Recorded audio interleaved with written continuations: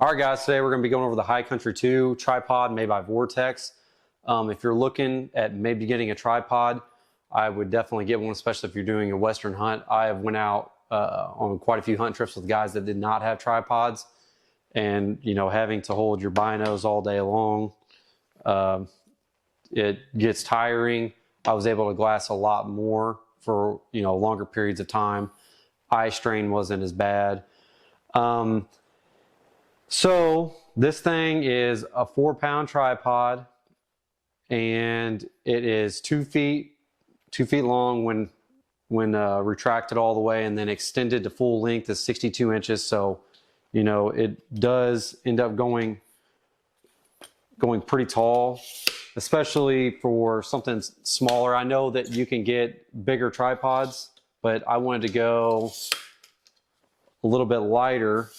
So I didn't have, out west it's all about what you're packing. You want to stay as light as possible. So basically, it's not bad. You can hunch down and look. I'm kind of a shorter guy though, but it's mainly meant for you don't want to stand up all day glass. It's mainly meant for sitting somewhere, extending this one out longer, shortening these up, and then looking, basically looking from a seated position. So these little hinges here that extend the legs, retract them, and everything else. I was nervous when I first got it because I know some of the tripods, they screw right here. So I didn't know if this would hold up as well, but I have had no issues with this tripod whatsoever. Everything wants to stay extended out the whole time. I have yet to have a problem with it, sinking in. So as far as up here, where your binos would sit at, you have to buy an adapter from Vortex, and basically it just clips right in there. And I think this is like $70 for the adapter. And then your binos, you'll pull out the piece in the front and then screw this inside of there, and then you're able to slide it right through this hole here. Slide it all the way in, and then just tighten it down. And then your binos are on there real steady. So I think my preference is have the handle out the back. I like to be able to almost like brace my chin on here. That way I feel like I'm not moving. I'm kind of staying with the tripod, especially if it's windy or something. That's another thing too.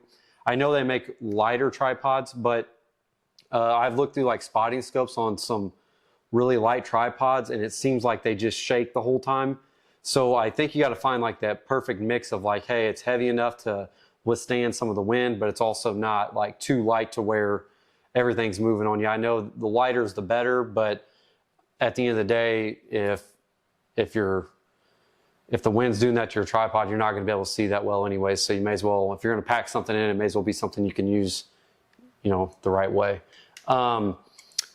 Yeah, it's been a great tripod. I've had it for a few years, and I've used it a lot and been rough on it. I mean, it's scuffed up and everything else, but I don't care about that.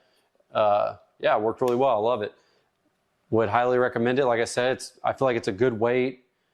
Also, on this tripod, like if you're in a seated position and you feel like the legs aren't out wide enough for you, there's this little piece here that pulls out, and then the leg will actually extend out even further, so you're able to really get underneath the tripod, like if you're sitting Indian style or just however you're comfortable sitting. But yeah, so this whole thing will just extend way out, which is pretty handy. And then you can take off your counterweight if you'd like, just better leg placement, stuff like that. But no, all around great tripod. Love it. Highly recommend.